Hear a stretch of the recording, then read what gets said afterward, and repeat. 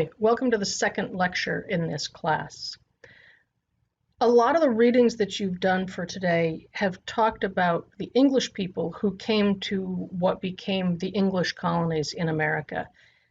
What this lecture is about the people that were already here, because obviously we know there were already people here. Christopher Columbus didn't actually discover anything. The English were not finding new land. They were taking a land away from other people. So today we're going to be talking about the Powhatan people in Virginia who were crucial to the survival of the early English colonies in the Chesapeake region.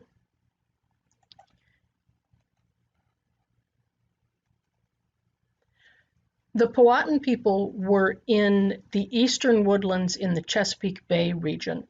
At this point in the Americas, everything from Maine to Florida was pretty much solid forest. There were certainly pathways through there, and there were some places where people had cleared out fields and established villages, but to the English eye in particular, it looked like solid woods, and it became known as the Eastern Woodlands. And many of the people who lived there became known as Eastern Woodlands tribes, even though there were lots and lots of different groups. There are the Powhatan that we're talking about today, there were the Cherokee, there are the Algonquian, there are all these different groups. The broad generic term are the Eastern Woodlands people. The Chesapeake Bay, you can see on this map, and you can also see it on the little plastic map that you got as a part of your course materials. It's on the east coast of the United States. It's right near Washington, D.C. It's shared by Virginia and Maryland. On this map, if you enter the Chesapeake Bay here, you find this first big river on the left. This first big river on the left is the James River. And if you were to sail up the James River right until where it narrows here, that's the end of tidewater, that's where the Jamestown settlement was established. All of this area belonged to the Powhatan Indians. They had settlements all along these little rivers and tributaries. They controlled villages. So when the English came along and established a few little towns here, the Powhatan didn't particularly see them as a threat. They were one or two little towns. The Powhatans controlled all of this area.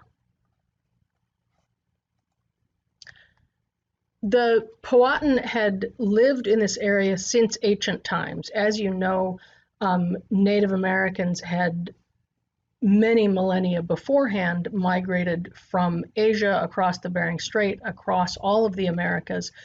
As far as the people who lived there in the 17th century were concerned, the Powhatans had always been in that area of Virginia. They did not have an oral tradition of migration in the way that some other groups did.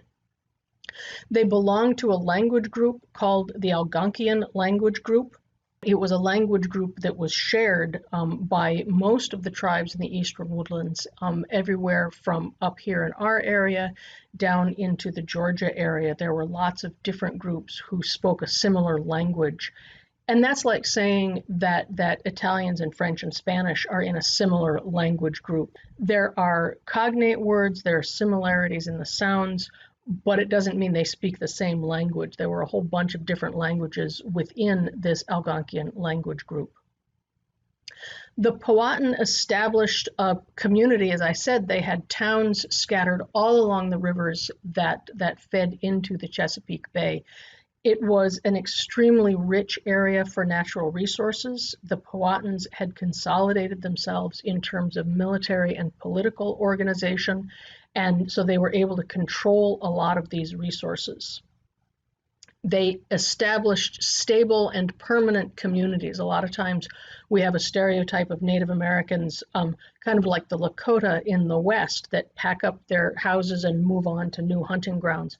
The Powhatan were not like that. They had established villages that they stayed in all year round. Their community organization centered around families, and when there were social relationships, it was understood in terms of familial relationships. That person down there is my mother's son. This person over here, oh yeah, that was my uncle's grandfather. That's why I'm related to him. So as they're developing this community, it's always in terms of these family relationships that they had. There's a lot of evidence that children in the Powhatan community were cherished and indulged, that they were, yes, given responsibilities. They need to help with gathering food. They need to help, I don't know, build the houses, whatever they were doing.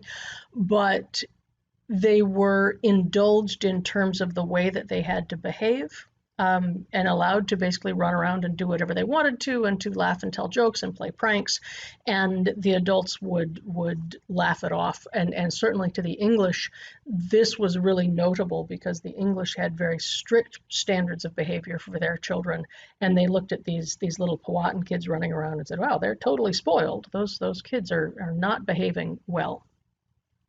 The economy of the Powhatan was primarily agricultural. Men were hunters, and men certainly did hunt, and that was really important because they brought the main source of protein into the community, hunting and fishing. Women engaged primarily in agriculture, and they were the ones who controlled the agriculture. So they are the ones that are gathering the plant foods that they need. They were often growing the plant foods that they needed. And they're providing then the bulk, the primary calories that are coming into the family. And because of that, they are given a lot of respect. They are treated as a vital part of the community because they have control of this really important food supply. Even when they called on men to do the heavy digging tasks, or they're asking men to do heavy labor that's connected with planting or harvesting, the women are still in control of that. The women are the ones that are bossing and saying, we're going to put a new field over there, or you didn't dig that ditch deep enough, or whatever it is the women were going to say.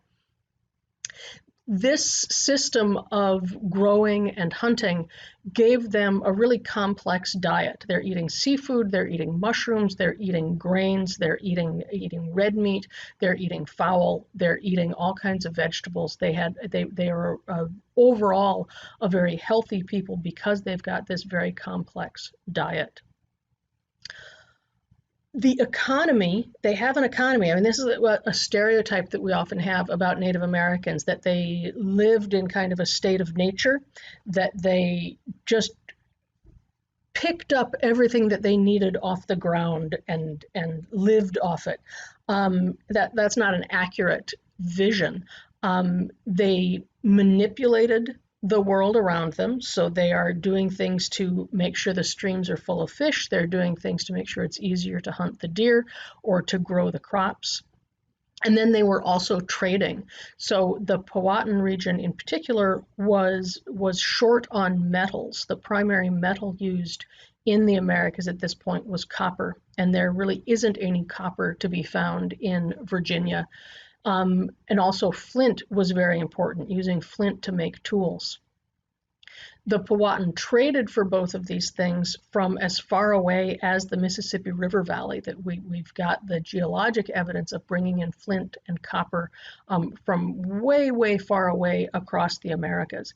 So it's not like they were trading because they needed vital supplies. They're able to get the things that they need from their environment. But the things that they want, the things that are making their ornaments, the things that are making their weapons, those things they were trading for across a really wide network.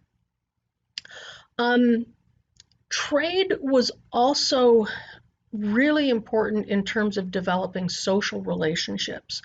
And so often trade was something that you did because you were friends with a person. You gave them this bucket of grain, not because they necessarily needed it, not because you didn't want it or that you really wanted that rabbit skin that they had, but as a marker of friendship. I'm your friend. Take this grain, I'll take your rabbit. And in doing that, we have formed an alliance. We have decided that we are going to work together with our grain and our rabbits. We have become some kind of a unit. So trade for the Powhatan carried with it this idea of partnership and alliance and friendship that the English did not necessarily agree with. The one thing that the Powhatan did not trade was land. They really did not have a concept of land ownership. The people who lived on the land used the land, certainly, and they are using it. They're burning the forests in order to make the deer more populous. They are altering the direction of streams in order to get the fish that they want. They're taking an active part in developing the landscape, but they don't own it. They are caring for the land. They are developing the land for future generations. There's never this sense that this is my land and nobody else can ever have it, and it can only go down to the people that are within my family.